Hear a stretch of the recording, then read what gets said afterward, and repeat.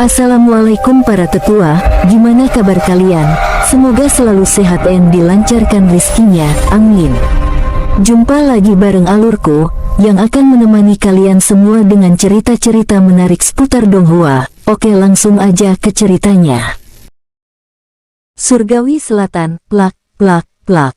Cambuk di tangan Wei Zhongshan terus diayunkan. Beberapa anggota suku Gongjian berbaring di tanah dan terus menjerit kesakitan. Aoh, jangan pukul lagi, berhenti. Aku bersalah, aoh. Aku dari suku Gongjian. Patriark sukuku akan segera datang, jangan pukul. Puff, jangan pukul lagi. Mereka terus menjerit kesakitan. Penyiksaan yang dialami oleh 6 anggota suku Gongjian saat ini bukanlah sesuatu yang bisa dibayangkan oleh orang biasa. Wei Zhongshan sangat berpengalaman. Selain kuat secara fisik, orang-orang ini tidak jauh berbeda dengan manusia biasa. Mereka sama sekali tidak memiliki kekuatan untuk melarikan diri. Cambuk di tangan Wei Zhongshan terus-menerus diayunkan hingga membuat mereka berlumuran darah. Sama seperti Gongjian Suehai, ada juga 2 orang dari suku Gongjian yang berkekuatan kultivasi rendah. Setiap kali mereka terluka parah dan berada di ambang kematian, Wei Zhongshan akan berbaik hati dengan memberikan pilnya sendiri supaya mereka bisa beristirahat sejenak. Setelah menunggu sampai mereka sedikit pulih, Wei Zhongshan pun lanjut mencambuk. Siapa suruh kalian memprovokasiku? Rasakan, Wei Zhongshan mengoceh sambil memukuli mereka. Dia sangat marah. Awalnya dia baik-baik saja, tetapi Gongjian Suehai malah datang mencari masalah. Bukankah ini adalah tindakan mencari mati? Aoh, salahkan Gongjian Suehai. Jangan pukul aku, pukul dia saja. Akhirnya, seorang jenius dari suku Gongjian yang tidak bisa menahan rasa sakit pun segera meraung dan melemparkan kesalahan ke Gongjian Suehai. Gongjian Suehai adalah dalang dari semua ini. Dalam pertikaian sebelumnya, mereka berdua tidak terlibat. Ketiga tetualah yang turun tangan. Lantas, apa hubungannya dengan mereka? Kamu berasal dari suku Gongjian, tapi masih berharap aku akan melepaskanmu. Wei Zhongshan berteriak demikian dan mencambuk orang yang berbicara. Orang-orang di dekatnya pun terkejut melihatnya. Mereka adalah anggota suku Gongjian. Sejak kapan mereka pernah menerima perlakuan seperti ini? Dia adalah iblis. Selama 14 jam, dia enggak pernah berhenti. Dia mengendalikan kekuatannya dengan sangat baik, mengerikan. Sangat mengerikan, orang seperti ini enggak boleh diprovokasi. Salah orang dari suku Gongjian sepertinya akan segera tiba. Selanjutnya, akan ada pertunjukan menarik.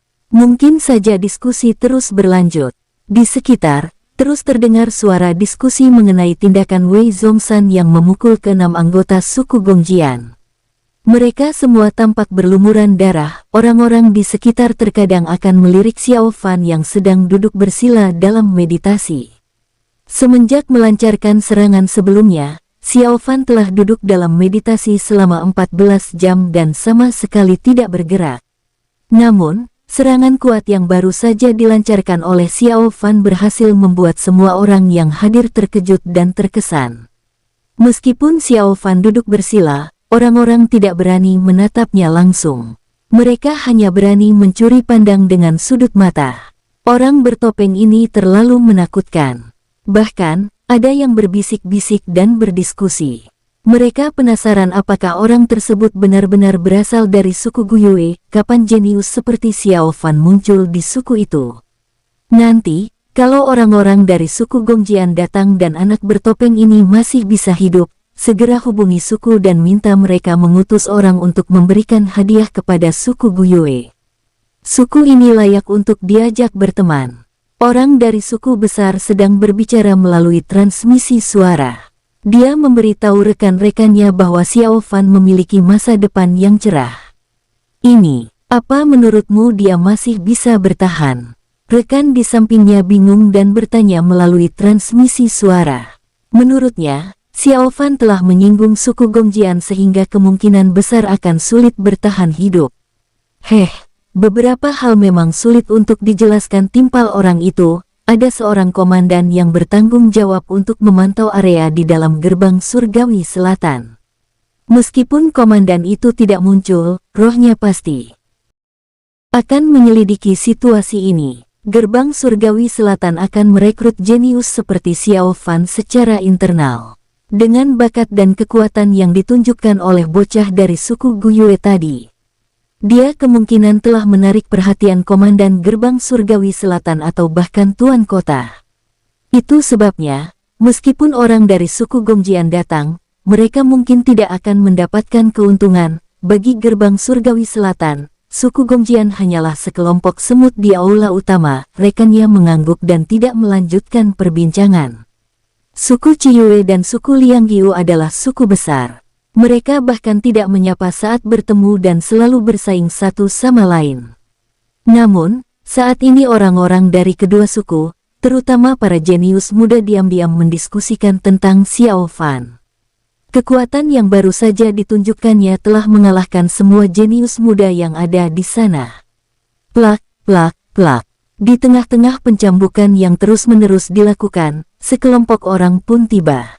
Sebuah tim beranggotakan ratusan orang ini terdiri dari puluhan talenta muda dan dipimpin oleh ahli dari tahap puncak dunia pengendali tungku. Suku ini adalah suku Sikong. Suku Sikong adalah salah satu dari 3 suku besar di luar gerbang surgawi selatan. Suku ini dipimpin oleh Sikong Jue yang berambut merah dan beraura kuat. Dia memimpin semua orang untuk memasuki kawasan gerbang surgawi selatan. Kedatangan mereka tentu menarik perhatian banyak orang. Sikong Jue adalah salah satu dari 3 ahli terkuat di suku sekitar. Orang-orang menatapnya dengan penuh rasa kagum dan takjub. Sementara itu, orang-orang dari suku Sikong juga melihat sekeliling dengan tatapan angkuh. Selain 2 suku utama, yaitu suku Ciyue dan suku Lianggiu, mereka sama sekali tidak memedulikan suku-suku lain. Plak, plak, plak. Pada saat ini, mereka mendengar suara cambuk yang tajam, serta ratapan dan jeritan tanpa henti. Orang-orang dari suku Sikong melihat ke arah sumber suara satu persatu. Mereka melihat Wei Zhongshan tengah memegang cambuk dan terus memukuli orang-orang dari suku Gongjian hingga berdarah-darah. Wei Zhongshan hanya melirik orang-orang dari suku Sikong dan sama sekali tak tertarik. Memukul orang memang lebih menyenangkan. "Aoh, jangan pukul lagi, tolong." Tetua suku Gongjian telah kehilangan giginya dan wajahnya berlumuran darah. Dia berulang kali memohon belas kasihan. Orang-orang di sekitar sudah terbiasa dan tahu penyebab dari masalah ini. Kalaupun ada anggota suku yang baru datang dan tidak tahu apa yang terjadi, anggota suku lain akan menceritakan apa yang telah terjadi. Untuk masalah ini, tidak ada yang berani campur tangan, apalagi suku Gongjian juga terlibat. Suku Gongjian biasanya sangat mendominasi dan suka menindas suku-suku kecil. Itu sebabnya, sebagian besar suku tidak menyukai suku Gongjian. Tentu saja, orang yang diganggu tidak termasuk 3 suku besar. Sebab, mereka adalah suku yang tidak dapat diprovokasi oleh suku Gongjian. Apa yang terjadi? Bukankah itu anggota suku Gongjian? Iya, yaitu Gongjian Suehai. Aku mengenalnya. Astaga, siapa orang itu? Beraninya dia mencambuk orang-orang dari suku Gongjian. Dilihat dari pakaiannya, dia enggak terlihat berasal dari 2 suku besar. Buset, orang itu hanya berada di tahap ketiga dunia jiwa spiritual. Diskusi pun berlanjut. Orang-orang dari suku Sikong tampak tercengang. Satu persatu dari mereka tercengang ketika melihat para anggota suku Gongjian yang telah terluka parah akibat pukulan cambuk tersebut. Mereka makin penasaran dengan identitas orang yang memegang cambuk tersebut. Patriark suku Sikong langsung mengetahui kekuatan Wei Zhongshan dalam sekejap. Dunia pembelah laut ternyata begitu, ucap Sikong Jue. Orang lain tidak dapat melihat kekuatan kultivasi Wei Zhongshan, tetapi dia dapat melihatnya. Setelah memindainya, Sikong Jue melihat sekeliling dan tatapannya berhenti di Xiao Fan. Keduanya mengenakan pakaian yang sama. Dilihat dari auranya, Xiao Fan berada di tahap ketiga dunia jiwa spiritual. Dia menyelidiki dengan hati-hati dan Menemukan bahwa kekuatan kultivasi Xiao Fan yang berada di tahap ketiga dunia jiwa spiritual memang asli dan tidak disembunyikan. Jenius yang lumayan hebat. Apakah itu pakaian suku Guyue? Gumam si Kong Jue. Setelah mengenali pakaian Wei Zhongshan, dia pun terkejut bagaimana mungkin suku Guyue memiliki jenius yang begitu menakjubkan. Ini sangat mengejutkannya. Kenapa kamu memukuli mereka? Pada saat ini, seorang jenius muda dari suku Sikong bertanya demikian. Kekuatan kultivasinya berada di tahap pertama dunia pembelah laut. Dia sama sekali tidak bisa mendeteksi kekuatan kultivasi Wei Zhongshan yang sebenarnya. Kak Yu, tolong. Gongjian Suihai mengenali orang ini. Dia segera berteriak dan hampir menangis, seolah-olah telah melihat penyelamatnya. Nama orang ini adalah Sikong Yu, dia adalah seorang jenius muda yang terkenal dari suku Sikong. Pada tahun-tahun sebelumnya, dia pernah berurusan dengan Gongjian Suihai. Namun, hubungan mereka tidak terlalu dalam. Aku enggak peduli dengan hubungan kalian. Pokoknya, jangan mengganggu. Wei Zhongshan meliriknya dan kemudian melambaikan tangan untuk memberi isyarat supaya Sikong Yu menjauh.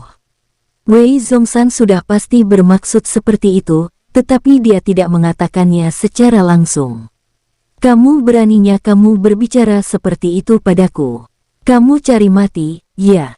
Sikong Yu marah dan berteriak keras, dia langsung bergegas untuk memberi pelajaran kepada Wei Zhongshan. Orang-orang dari suku besar pada dasarnya sangat sombong. Apalagi, tempat ini dekat dengan gerbang surgawi selatan. Bagi suku Sikong, hanya orang-orang dari suku Liangqiu dan suku Ciyue yang tidak bisa diprovokasi oleh mereka. Bagi mereka, orang-orang dari suku lain hanyalah sosok lemah. Mereka semua seperti semut. Patriark suku Sikong, Sikong Jue, tampak mengernyitkan alisnya. Dia jelas tidak puas dengan serangan mendadak dari Sikong Yu. Di momen seperti ini, sangat penting untuk lebih banyak mengamati dan setidaknya mengetahui apa yang terjadi terlebih dahulu sebelum mengambil tindakan. Namun, dia juga tidak mengatakan apa-apa. Bagaimanapun, Wei Zhongshan hanya berada di tahap ketiga dunia pembelah laut. Tidak masalah jika membiarkan Sikong Yu bertarung dengannya. Dengan cara ini, kemampuan para generasi mudanya dapat sekalian diasah.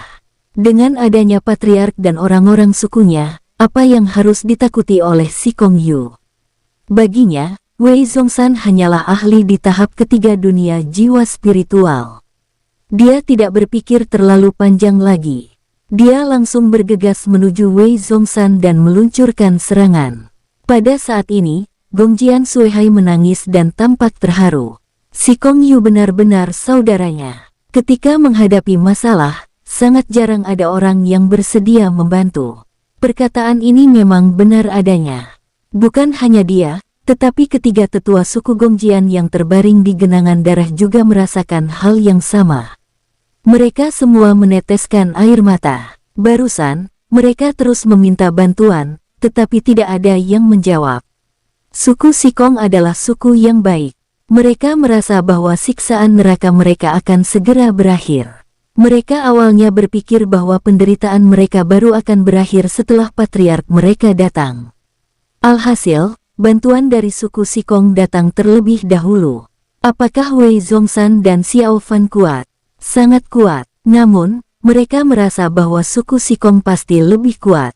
Yang terpenting adalah patriark suku Sikong juga ada di sini. Dengan adanya dukungan darinya, memangnya kenapa bila Sikong Yu kalah? Jika Sikong Jue benar-benar mengambil tindakan, kalaupun bocah bertopeng itu kuat, bisakah dia mengalahkan ahli di tahap puncak dunia pengendali tungku? Mereka tidak merasa demikian. Bukan hanya mereka, tetapi orang-orang di sekitar juga tidak mempercayainya. Namun, kini hanya dua orang yang menatap Sikong Jue dengan tatapan main-main. Salah satunya adalah seorang wanita tua dari suku Ciyue dan satunya lagi adalah patriark suku Liangqiu. Ketiga suku tersebut tidak pernah berurusan satu sama lain. Barusan, mereka telah melihat bagaimana Xiao Fan turun tangan. Kekuatan orang itu, tes. Berdasarkan pengalaman dan keahlian mereka, mereka sangat yakin bahwa orang-orang ini pasti sudah menarik perhatian Tuan Kota, Chonsiong. Jadi, apakah suku Sikong bisa mengusiknya? Tidak mungkin. Namun, apakah mereka akan campur tangan atau berbaik hati untuk mengingatkan? Tentu saja tidak, mereka tidak sabar untuk melihat adegan seru selanjutnya. Ini memang adalah konflik antara suku Guyue dan suku Gongjian. Jika suku Sikong sampai terlibat, itu tentu akan lebih baik. Bam, bang, Wei Zhongshan dan Sikong Yu segera terlibat dalam pertempuran sengit. Dalam sekejap mata, mereka telah beradu ratusan jurus. Apa, kamu? Sikong Yu sangat terkejut. Dia mendapati dirinya tidak dapat menekan Wei Zhongshan dan bahkan dipukuli olehnya. Dia berada di tahap pertama dunia pembelah laut, sementara lawan berada di tahap ketiga dunia jiwa spiritual. Jenius macam apa ini? Hei, kamu cari mati. Wei Zhongshan murka. Dia sudah merasa sangat kesal semenjak tiba di sini. Sebelumnya, orang-orang dari suku Gongjian memprovokasinya. Alhasil, saat ini orang-orang dari suku Sikong juga ingin mencari mati. Begitu tiba, mereka langsung menyerang Wei Zhongshan. Kamu Sikong Yu terkejut dan menyadari bahwa dirinya sama sekali bukan tandingan Wei Zhongshan. Dalam keadaan marah, Sikong Yu mengeluarkan tombak panjang berwarna merah darah dari tasnya. Awalnya, ini adalah senjata pemungkasan. Senjata tersebut diasah dengan darah esensialnya sendiri dan dirawat dengan penuh dedikasi. Sikong Yu berencana untuk menggunakannya dalam kompetisi ujian militer. Alhasil, dia malah menggunakannya sekarang. Setelah Sikong Yu mengeluarkan tombaknya, situasi pun menjadi imbang. Wei Zhongshan sangat marah. Dia masih memegang cambuk tingkat kuning di tangannya. Dalam keadaan emosi, dia langsung mengayunkan cambuknya. Kemudian, dia mengeluarkan sebilah pisau besar dari tas.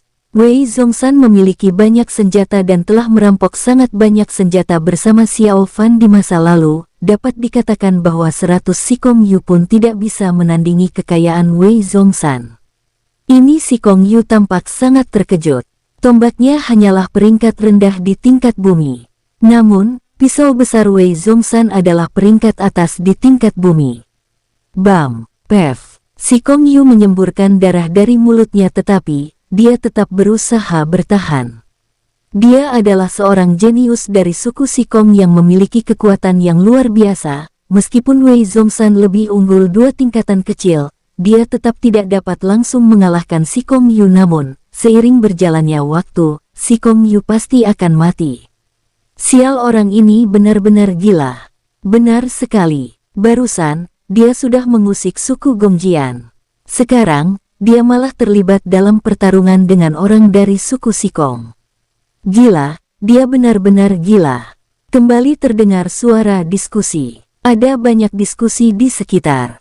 Hanya sedikit orang yang mengetahui bahwa gerbang surgawi selatan akan mengutus seorang komandan untuk mengawasi keadaan di sini. Itu sebabnya, mereka menganggap bahwa Wei Zhongshan sedang mencari mati. Masalah sebelumnya belum terselesaikan, tetapi kini muncul lagi masalah yang lebih besar. Tentu saja, orang yang tahu tidak akan berpikir demikian. Apabila komandan gerbang surgawi selatan menyukainya, jangankan akan terlibat dalam masalah, kedepannya masa depan Wei Zhongshan pasti akan sangat cerah. "Aoh!" teriak Sikong Yu. Saat ini, dia terlihat acak-acakan dengan rambut yang berantakan. Namun, Sikong Yu masih terus berjuang dengan gigih. Ini bagaimana kalau kita turun tangan? Sikong Yu bukan tandingannya. Apakah orang itu benar-benar berada di dunia jiwa spiritual? Entahlah, tapi kalau mereka terus bertarung seperti ini, Sikong Yu akan mati. Diskusi masih berlanjut. Para jenius dari suku Sikong saling berdiskusi dengan ekspresi suram. Bukan karena mereka mempunyai hubungan yang baik dengan Sikong Yu. Akan tetapi, suku Sikong harus kompak di hadapan suku-suku lain. Namun, ada juga dalam suku Sikong, apabila pertarungan di tingkatan kultivasi yang sama, hanya boleh 1 lawan 1, kecuali di medan perang. Ini adalah metode kultivasi yang diterapkan oleh suku Sikong untuk generasi muda. Hanya dengan cara ini, mereka baru dapat membina ahli sejati. Jika tidak, mereka hanya akan mengandalkan kekuatan jumlah dan mengandalkan bantuan teman dan suku dalam setiap situasi. Suku seperti itu cepat atau lambat akan musnah. Para tetua suku Sikong tidak berbicara. Ekspresi mereka juga tampak sangat suram. Jenius dari suku mereka dipukuli dengan menyedihkan. Selain Patriark Sikong Jue, ada juga tetua suku Sikong yang berada di tahap kedua dunia pengendali tungku. Ini adalah andalan dari suku Sikong. Patriark Sikong Lai izin untuk bertarung, ucap Sikong Lai yang berambut merah. Dia adalah keturunan langsung Sikong Jue. Patriark Sikong Bo izin untuk bertarung, ucap seorang jenius muda lainnya. Patriark pada saat ini, satu persatu dari jenius suku Sikong meminta izin. Jika Patriark tidak ada di sini, mereka akan langsung turun tangan. Namun, Patriark Sikong Jue ada di sini sekarang. Bagaimana mungkin mereka berani menentang aturan suku? Sikong Jue berpikir sejenak dan berkata, pergilah, pertarungan ini memang enggak adil, tapi ingatlah jangan sampai membunuh orang itu. Ketidakadilan yang disebutkan oleh Sikong Jue mengacu pada kekuatan kultivasi kedua belah pihak. Kekuatan kultivasi Wei Zhongshan lebih tinggi 2 tingkatan kecil dari Sikong Yu. Selain itu, sekarang adalah waktunya ujian militer. Jika Sikong Yu terluka parah saat ini, masalah selanjutnya akan sangat merepotkan. Dia mungkin akan kehilangan kualifikasi untuk memasuki gerbang surgawi selatan. Setidaknya dalam kompetisi ujian militer, kekuatan Sikong Yu pasti akan menurun pesat. Baik, para jenius muda dari suku Sikong menerima perintah. Mereka tampak sangat bahagia. Barusan Patriark tidak menentukan siapa yang akan menyerang. Itu berarti bahwa mereka semua bisa menyerang. Namun, Sikong Jue juga memerintahkan mereka untuk tidak membunuhnya. Meskipun tidak mengetahui alasannya dengan jelas, perintah Patriark tetap tidak boleh dilanggar. Sikong Jue adalah salah satu dari 3 pesilat ulung terhebat di sekitar sini. Itu sebabnya, dia tentu tahu akan hal ini. Selain itu, dia juga bisa merasakan bahwa Roh Qin Han sedang mengamati adegan di sini. Jenius menuda seperti Wei Zhongshan pasti akan menarik perhatian gerbang surgawi selatan. Membunuh orang seperti ini akan menimbulkan masalah bagi Sikong Jue. Boom, boom, boom, brak, persetan. Wei Zhongshan berteriak keras. Dia sudah hampir gila saat ini. Belasan orang langsung menghampirinya dan bekerja sama untuk menyerangnya. Mereka semua merupakan jenius muda suku Sikong. Kekuatan kultivasi terendah mereka rada di tahap ke-8 dunia jiwa. Spiritual, Sikong Lai yang terkuat memiliki kekuatan tahap ke-4 dunia pembelah laut. Selain itu, Sikong Bo juga tidak lemah. Dia memiliki kekuatan tahap ke-3 dunia pembelah laut. Bagaimana Wei Zhongshan bisa melawan mereka? Dia bukan Xiao Fan. Wei Zhongshan dikepung oleh sekelompok orang sehingga sontak murka. Dalam sekejap, dia dihajar hingga babak belur dan auranya menurun pesat. Siapa suruh kamu memukulku? Pada saat ini, Sikong Yu juga berteriak. Patriark mengirimkan bala bantuan untuknya. Sikong Yu ingin membalas dendam. Dia ingin membunuh Wei Zhongshan dengan tangannya sendiri. Di bagian bawah, Gongjian Suihai dan orang-orang suku Gongjian merasa sangat gembira. Barusan, Sikong Yu telah ditekan. Mereka mengira bahwa mereka akan disiksa lagi. Alhasil, para jenius suku Sikong malah turun tangan semua. Orang yang akan mati selanjutnya sudah pasti adalah Wei Zhongshan. Hahaha, akhirnya terselamatkan. Bunuh dia, bunuh iblis ini benar. Bunuh iblis ini, bunuh dia. Beberapa orang dari suku Gongjian, termasuk ketiga tetua itu berteriak demikian. Mereka sangat membenci Wei Zhongshan yang menyiksa mereka tadi. Dalam kehampaan, Wei Zhongshan yang dikepung menyeka darah dari sudut mulutnya. Dan melirik orang-orang suku Gongjian di bawah dengan tatapan dingin. Dia merasa sudah terlalu berbelas kasihan barusan. Serangan yang dilancarkannya terlalu lemah. Ark, teriak Wei Zhongshan. Namun, saat berikutnya dia dihantam oleh sebuah bola api. Hal itu membuatnya muntah darah dan tubuhnya pun terluka. Dasar bajingan, bisa-bisanya kalian menindasku, ramai-ramai. Wei Zhongshan sangat panik. Jika terus seperti ini, dia pasti akan kehilangan nyawa. Saat ini, dia tidak lanjut bertarung melawan mereka, melainkan terus melarikan diri. Lelucon apa ini? Bagaimana mungkin dia bisa bertarung melawan mereka? Bukankah bertarung dengan sekelompok orang ini sama saja dengan mencari mati? Hahaha, memangnya kenapa kalau menindasmu? Kalau berani, panggil saja teman-temanmu. Iya, kami enggak peduli kamu berasal dari suku mana. Bagi suku Sikong, kamu hanya orang enggak berguna. Wei Zhongshan terus dihina. Sikong Yu berbicara dengan sinis. Selain dia, jenius suku Sikong lainnya juga berbicara satu persatu. Kalian. Wei Zhongshan merasa jengkel. Dia melirik ke bawah dan menemukan bahwa Xiao Fan masih memejamkan matanya. Dia menggertakkan giginya dan merasa bahwa dia tidak boleh menyeret Xiao Fan ke dalam masalah ini. Barusan, sebelum Xiao Fan memejamkan matanya, dia sudah mentransmisikan suara untuk memberitahu Wei Zhongshan bahwa dia ingin mencari cara untuk menghentikan hal ini. Wei Zhongshan tahu bahwa itu pasti karena dirinya. Dia telah memperlihatkan kekuatannya. Itu sebabnya, Xiao Fan pun berbuat demikian. Jadi, dia tidak boleh mengganggu Xiao Fan. Ini bukankah ada aturan di suku Sikong? Dalam pertarungan satu tingkat, selain di medan perang, bukankah kalian enggak boleh menindas satu orang ramai-ramai? Masalahnya sudah seperti ini. Jadi, untuk apa memedulikan aturan itu? Iya, aturan ditetapkan oleh orang-orang. Jadi, semuanya terserah pada suku Sikong. Kerumunan itu mulai berdiskusi, orang-orang dari suku menengah dan suku besar di sekitar mulai gempar. Cih, benar-benar enggak berguna. Bisa-bisanya sekelompok orang menyerang orang. Suku Sikong ini makin keterlaluan saja. Iya, tapi menurut kalian, apa yang sedang dilakukan pemuda bertopeng itu?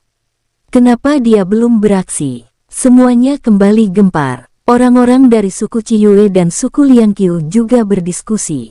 Aturan mereka mirip dengan tradisi suku Sikong. Dalam pertarungan satu tingkat, orang lain tidak boleh ikut campur. Itu sebabnya, mereka merasa malu dengan tindakan suku Sikong. Namun, pada saat yang sama mereka juga sangat penasaran. Mengapa Xiao Fan yang barusan menyerang dengan kuat masih bersilas sambil memejamkan matanya? Dia tidak beraksi. Mungkinkah dia merasa takut? Apakah dia tidak berani memprovokasi suku Sikong? Orang-orang lain di sekitar tidak berani membahas Xiao Fan. Namun, orang-orang dari suku Ciyue dan suku Liangqiu tidak takut mengkritiknya. Lagi pula, patriark mereka ada di sini. Apa yang perlu ditakutkan? Boom! Boom, boom. Satu lengan Wei Zhongshan sudah patah. Di bawah pengepungan belasan jenius suku Sikong, dia tampak menyedihkan. Pakaiannya terkoyak dan seluruh tubuhnya berlumuran darah. Hahaha, pengecut, jangan lari, apa kamu ketakutan? Sikong Yu berteriak sambil tersenyum sinis. Kamu Wei Zhongshan, amat kamu. Wei Zhongshan membatin, kalian beramai-ramai menghajarku sendiri, apakah mungkin aku enggak lari? Bukankah itu sama dengan cari mati? Hahaha, dasar enggak berguna, kemana perginya prestisemu tadi? Teriak Sikong Yu lagi. Saat ini, Wei Zhongshan terluka parah. Dengan keadaan Wei Zhongshan saat ini, Sikong Yu bisa membunuhnya sendiri. Matilah kamu, aku ingin mengembalikan semua rasa malu yang kamu berikan tadi 2 kali lipat, bentak Sikong Yu.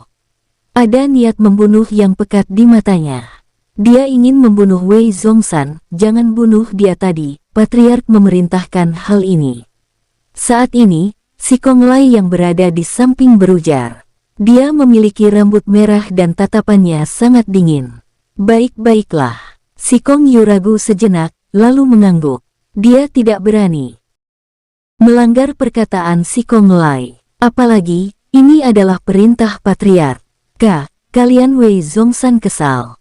Namun, pada saat yang sama dia tidak berdaya. Dia hanya kesal karena kekuatan kultivasinya tidak cukup untuk membunuh orang-orang ini. Hanya saja, dia juga mendengar kata-kata Sikong Lai, yang mengatakan bahwa Patriark suku Sikong melarang mereka membunuh dirinya. Wei Zhongshan juga lega, setidaknya dia tidak akan mati. Saat Kak Xiao Fan kembali bangun, dia akan balas dendam. Hahaha, jangan khawatir, meskipun Patriark mengatakan enggak boleh membunuhmu, aku masih boleh menyiksamu. Ekspresi Sikong Yu sangat menakutkan. Dia berkata dengan dingin, aku akan menghajarmu hingga babak belur. Lalu, aku akan menyiksa dan mempermalukanmu agar kamu tahu konsekuensi dari menyinggung suku Sikong. Brak. Sikong Yu sekali lagi menyerang dengan kuat. Tombak di tangannya menembus tubuh Wei Zhongshan. Puff. Wei Zhongshan tak berdaya. Saat ini, dia sama sekali bukan tandingan Sikong Yu. Dalam sekejap, Wei Zhongshan benar-benar kehilangan kekuatan tempurnya. Dia jatuh dari kehampaan dengan kuat sehingga muncul lubang besar di tanah. Puff, Wei Zhongshan terkapar di lubang yang dalam. Dia tidak bisa bergerak dan terus memuntahkan darah. Pada saat ini, bahkan jiwa spiritualnya juga bergetar. Hahaha, bocah Sikong Yu terbang ke depan Wei Zhongshan dan menatapnya. Dengan angkuh, kamu mata Wei Zhongshan penuh dengan amarah.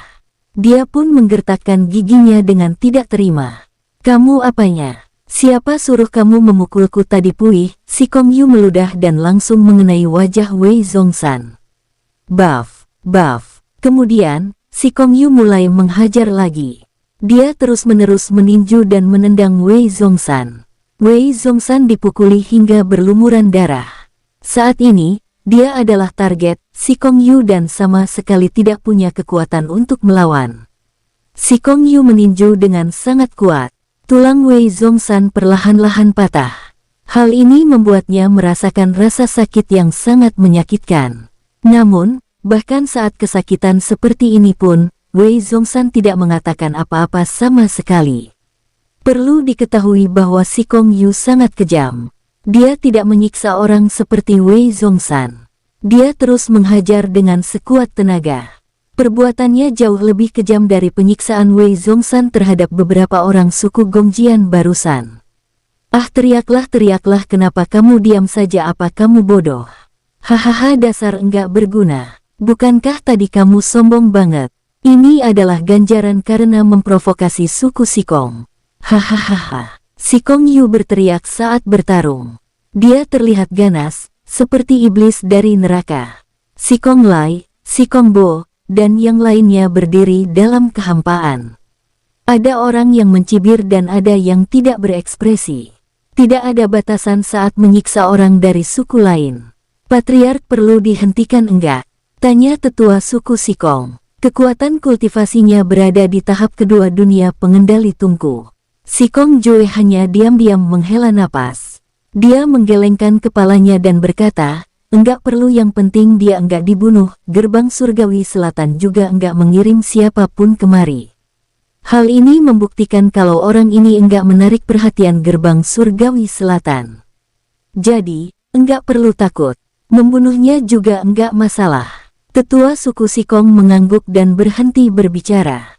Tadi, Sikong Joe memerintahkan mereka untuk tidak membunuh Wei Zhongshan. Sebab, dia takut orang ini ditaksir Gerbang Surgawi Selatan. Jika itu benar, ketika Wei Zhongshan terluka parah selama pengepungan tadi, Gerbang Surgawi Selatan seharusnya mengirim seseorang untuk campur tangan. Namun, hasilnya tidak. Jadi, hal ini membuktikan bahwa anak ini bukanlah seseorang yang ditaksir Gerbang Surgawi Selatan. Namun, Sikong Joe merasa ada yang aneh. Kenapa kekuatannya? Sikong Joe heran. Wei Zhongshan itu lumayan, dia termasuk keberadaan yang mengerikan. Namun, seharusnya tidak selemah ini. Perlu diketahui bahwa suku Gongjian memiliki 3 tetua tahap dunia pembelah laut. Namun, mereka semua berlumuran darah. Penampilannya tidak bisa dikenali lagi. Jangan pukul lagi. Pada saat ini, Lie Xingyue maju ke depan. Tadi, Lie Xingyue terus berdiri di samping. Dia tampak sangat khawatir. Namun, di hadapan suku besar seperti suku Sikong, dia bahkan tidak memiliki keberanian untuk berbicara. Dia menatap Xiao Fan berkali-kali, tetapi Xiao Fan tidak menunjukkan tanda-tanda akan bangun sama sekali. Aduh, gadis cantik, kamu lumayan cantik, ya. Si Kong Yu melihat ke arah datangnya suara. Si Kong Yu mengenali pakaian Lie Xingyue dan tahu bahwa dia adalah seseorang dari suku Lie, namun, memangnya kenapa? Selama dia bukan dari suku Ciyue dan suku Liangqiu, anggota suku lainnya semuanya bukan apa-apa bagi suku Si Kong. Si Kong Yu menginjak kepala Wei Zhongshan, lalu menatap Lie Xingyue dengan penuh arti. Tatapannya penuh nafsu dan air liurnya hampir menetes. Aku Lie Xingyue tanpa sadar mundur selangkah karena saat ini tatapan Si Kong Yu sangat mesum. Tatapan Si Kong Yu sama mesumnya dengan Gongjian Suehai. Seolah-olah sedang melihat wanita tanpa busana, hal ini membuat Lie Xingyue tanpa sadar merasa takut. Hehehe, gadis cantik, jangan khawatir.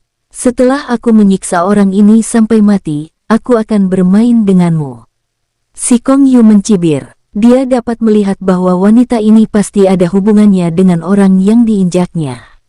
Jika tidak, dengan kebiasaan suku-suku ini, tidak mungkin ada orang yang maju untuk memohon. Wajah Lie Xingyue menjadi pucat pasi. Dasar binatang. Pada saat ini, Wei Zhongshan yang diinjak berbicara dengan marah. Dia marah, dia sangat marah. Hehehe, dasar enggak berguna. Si Kong Yu tidak menyerang. Dia malah terus menggesek kepala Wei Zhongshan dengan kakinya. Setelah adegan ini dilihat oleh orang-orang lain di sekitar, mereka semua mematung. Orang-orang suku Si Kong ini terlalu sombong. Dasar enggak berguna, kalau patriark enggak memberi perintah, kamu pasti sudah mati, tahu enggak? Si Kong Yu menatap Wei Zhongshan dengan dingin. Sekarang, kalau aku menggunakan sedikit tenaga pada kakiku, kepalamu akan pecah seketika. Percaya enggak? Hahaha. Wei Zhongshan menatap Si Kong Yu dengan dingin. Dia sangat kesal Gongjian Suehai dan anggota suku Gongjian lainnya berusaha bangun. Ketika mereka melihat ini, mereka sangat senang dan tersenyum lebar. Ada semacam kepuasan setelah balas dendam. Menurut mereka, makin kejam Wei Zhongshan disiksa hingga mati dengan mengenaskan, itu makin baik. Namun, tidak ada satupun dari mereka yang berbicara. Mereka hanya memandang Xiao Fan yang sedang bersila dengan serempak. Orang ini barulah sosok yang benar-benar menakutkan. Hahaha, teriak bukankah tadi kamu sangat galak? Ternyata kamu juga takut mati. Si Kong Yu sangat menikmati kesenangan menyiksa musuhnya. Apalagi, dia sudah memikirkannya. Nanti, dia akan menculik Lie Xingyue. Dia tentu harus melayani wanita musuhnya dengan baik. Ini adalah cara bertahan hidup antar suku. Suku yang kuat yang dihormati. Di sisi lain, ekspresi Si Kong Yu makin serius. Makin memikirkannya, dia makin merasa ada yang janggal. Apakah mungkin orang ini dia sekarang dapat menyimpulkan bahwa pasti bukan Wei Zhongshan yang mengalahkan beberapa tetua suku Gongjian. Namun, siapa orangnya? Kecuali ada pesilat ulung di sekitar yang membantunya. Lalu, kenapa orang ini tidak muncul? Si Kong Yu tidak bisa mendapatkan jawaban dari pertanyaan-pertanyaan ini sehingga membuatnya sakit kepala. Dia memandang Xiao Fan berkali-kali. Xiao Fan sedang bersila, tetapi auranya hanya berada di tahap ketiga dunia jiwa spiritual. Si Kong Yu tidak mungkin salah. Di dalam gerbang surgawi selatan, Qin Han mengamati segala sesuatu yang terjadi di tempat itu dengan rohnya. Bocah suku Si Kong ini benar-benar kejam, tapi kenapa bocah bertopeng suku Guyue itu belum menyerang? Qin Han bertanya-tanya, tetapi tidak ikut campur. Orang yang gerbang surgawi selatan taksir adalah Xiao Fan. Jika Xiao Fan juga terluka parah karena pengepungan tadi, dia pasti akan turun tangan. Namun, bukan Xiao Fan yang terluka. Sementara itu, Xiao Fan terus duduk bersila sambil memejamkan matanya. Hal ini membuatnya terkejut dan tidak mengerti apa alasannya. Jangan-jangan dia takut dengan suku Si Kong. Jadi, berpura-pura memejamkan mata untuk melarikan diri dari mereka. Qin Han bergumam dan merasa bahwa itu sangat memungkinkan. Bagaimanapun juga, suku Si Kong sangat terkenal di suku-suku sekitar. Wajar saja kalau orang dari suku kecil ini takut. Hahaha, kenapa kamu enggak bicara? Bukankah tadi kamu sangat sombong? Kaki si Kong Yu terus menggesek wajah Wei Zhongshan. Ini adalah penghinaan, sebab dia menemukan bahwa hanya dengan cara ini Wei Zhongshan akan menunjukkan ekspresi kekesalan dan kemarahan di wajahnya. Hal ini membuatnya merasa senang. Bagi Wei Zhongshan saat ini, perasaan dipermalukan ini lebih buruk daripada membunuhnya. Wajahnya sudah lebam dan bengkak. Hanya matanya yang berlumuran darah yang menatap si Kong Yu lekat-lekat. Wei Zhongshan bersumpah dalam hati bahwa dia akan membunuh si Kong Yu di masa depan. Namun, pada saat ini, boom, brak, puff, di tempat si Kong Yu berada, gejolak aura yang menakutkan tiba-tiba muncul. Kemudian, sebuah sosok muncul di tempat di mana si Kong Yu berada. Sementara itu, si Kong Yu saat ini, dia diinjak oleh orang tersebut. Kamu enggak apa-apa, kan? Xiao Fan menatap Wei Zhongshan, ucapannya yang tenang bercampur dengan amarah yang menakutkan. Kemunculan Xiao Fan mengejutkan kerumunan di sekitar. Terutama amarah menakutkan yang terpancar dari tubuhnya. Tampaknya sangat pekat sehingga membuat orang merinding saat melihatnya. Siapapun bisa merasakan amarahnya.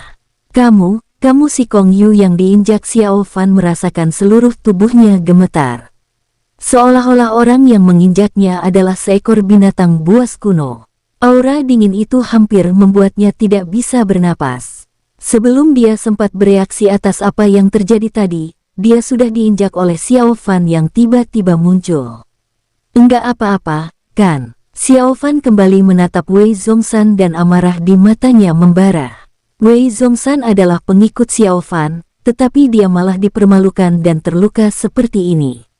Mereka menindas Wei Zhongshan tanpa mengetahui siapa rekan Wei Zhongshan. Apa bedanya dengan menghajar Xiao Fan sendiri? Enggak apa-apa, kata Wei Zhongshan dengan susah payah. Hanya saja, meskipun dia berkata begitu, Xiao Fan dapat melihat betapa seriusnya luka Wei Zhongshan. Bahkan, sekarang Wei Zhongshan tidak bisa bangun dan masih terbaring di tanah. Namun, untungnya tasnya masih ada. Bagaimana mungkin para jenius muda suku Sikong yang biasanya sombong itu menginginkan tas seseorang dari suku kecil? Wei Zhongshan menarik napas panjang, lalu mengeluarkan pil obat juga harta pusaka dari tas penyimpanannya dan mulai mengonsumsinya. Aura di tubuhnya juga mulai pulih dalam sekejap. Wajah yang awalnya berlumuran darah mulai membaik. Semua orang di suku Sikong dikejutkan dengan kemunculan Xiao Fan yang tiba-tiba. Kamu, siapa kamu? Lepaskan si Kong Yu. Sial, beraninya kamu memperlakukan orang dari sukuku seperti ini. Si Kong Lai, si Kong Bo, dan yang lainnya berbicara satu persatu. Dilihat dari posturnya, mereka siap untuk menyerang kapan saja. Si Kong Jue, patriark suku Sikong, tiba-tiba memicingkan matanya. Sebab, aura yang dipancarkan Xiao Fan tadi terlalu kuat. Orang lain tidak bisa merasakannya, tetapi dia bisa. Seketika, dia bahkan merasa bahwa Xiao Fan adalah eksistensi dengan tahap yang sama seperti dia. Alhasil saat menilainya, kekuatan kultivasi Xiao Fan masih berada di tahap ketiga dunia jiwa spiritual. Apa aku salah atau dia menyembunyikannya terlalu dalam? Si Kong Jue berkata pada dirinya sendiri dengan ekspresi yang serius. Seketika, dia teringat banyak hal. Orang-orang suku Sikong yang ada di samping juga terlihat kaget. Tadi, pemuda bertopeng itu menyerang terlalu mendadak dan mereka bahkan tidak menyadarinya. Dalam sekejap, si Kong Yu diinjak di bawah kakinya. Apakah kalian sekelompok? Xiao Fan menatap dingin si Kong Lai dan yang lainnya. Tadi, Xiao Fan menggunakan seluruh kekuatannya untuk menghancurkan bintang-bintang di diagram bintang. Selain itu, dia juga baru membangkitkan tekadnya tadi. Hasilnya, ketika membangkitkan kembali tekadnya, dia melihat Wei Zhongshan dipermalukan. Xiao Fan langsung menyerang dengan marah. Jadi, dia tidak tahu dengan jelas tentang situasi spesifiknya sekarang. Orang-orang di sekitarnya memandang Xiao Fan dengan tatapan terkejut. Termasuk orang-orang dari dua suku hebat, yakni suku Ciyue dan suku Liangqiu. Dia turun tangan juga. Orang ini sangat menakutkan. Aku penasaran apa yang akan dia lakukan selanjutnya. Astaga, kenapa rasanya dia makin kuat? Semua orang sibuk berdiskusi. Xiao Fan pernah melakukan serangan yang kuat satu kali sebelumnya dan mengejutkan orang-orang di tempat kejadian pada saat itu. Bahkan, orang-orang dari dua suku hebat, suku Ciyue dan suku Liangqiu, juga menatapnya dengan kaget. Semuanya ingin tahu apa yang akan dilakukan Xiao Fan selanjutnya. Rekannya sendiri dipermalukan, apakah dia akan membunuh si Kong Yu? Jika membunuh si Kong Yu, itu artinya dia akan bertarung dengan suku si Kong. Xiao Fan menatap si Kong Lai, si Kong Bo, dan yang lainnya dengan dingin sehingga mereka tidak berani berbicara. Ini adalah rasa takut yang datang dari dalam hati. Apakah kalian juga menyerangnya tadi? Xiao Fan menatap si Kong Lai dan yang lainnya dengan dingin. Kamu lepaskan si Kong Yu. Si Kong Lai yang berada pada tahap keempat dunia pembelah laut memberanikan diri dan berbicara. Tatapan yang dilayangkan pemuda bertopeng itu membuatnya sangat tertekan. Nak, apa yang terjadi tadi hanya salah paham. Kami dari suku Sikong. Tolong lepaskan jenius suku kami. Kejadian sebelumnya bisa dilupakan. Pada saat ini, tetua suku Sikong yang berada di tahap kedua dunia pengendali tungku muncul. Namanya Sikong Zong. Sementara itu, dia datang ke sini dan mengucapkan kata-kata seperti itu untuk mewakili maksud Sikong Jue. Jelas saja, Sikong Jue sudah menyadarinya. Pasti pemuda bertopeng inilah yang telah menekan beberapa tetua suku Gongjian. Selain itu, berselisih dengan orang seperti ini, itu bukan tindakan yang bijaksana. Jenius mengerikan ini pasti sudah ditaksir oleh gerbang surgawi selatan. Terutama orang dalam seperti pemuda bertopeng ini, Sikong Jue tidak berani menyinggungnya. Kamu siapa? Xiao Fan menatap Sikong Zong dengan dingin. Nada suaranya tenang, tetapi penuh amarah. Aku Sikong Zong, tetua ke-9 suku Sikong. Kamu dari suku Guyue, ya? Kata Sikong Zong dengan datar. Pakaian di tubuh Xiao Fan berasal dari suku Guyue. Tidak ada yang perlu dipertanyakan tentang hal ini. Memangnya kenapa? Jawab Xiao Fan dengan datar. Apakah dia takut dengan pesilat tahap kedua dunia pengendali tungku? Dia tidak takut. Hah? Sikong Zong tertegun. Apakah maksud perkataannya barusan tidak cukup jelas? Aku tahu latar belakangmu. Jadi, sebaiknya kamu jangan keterlaluan. Aku juga ingin memberitahumu bahwa aku tahu kamu berasal dari suku Guyue. Jadi, kamu harus berpikir dengan jernih sebelum berbicara seperti ini padaku.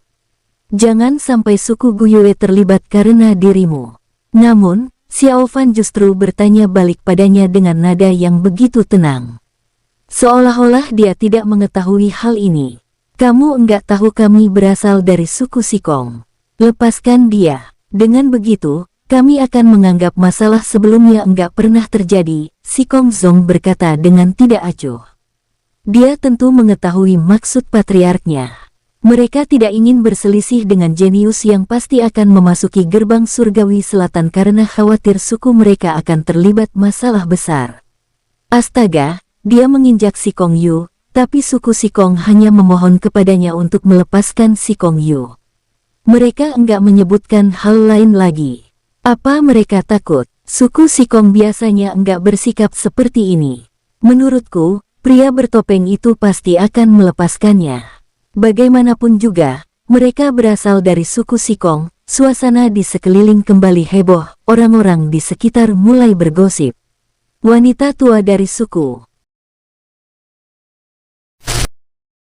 Bersambung, sampai ketemu lagi di episode selanjutnya tetua. Terima kasih. Semoga kalian semua selalu sehat dan bahagia.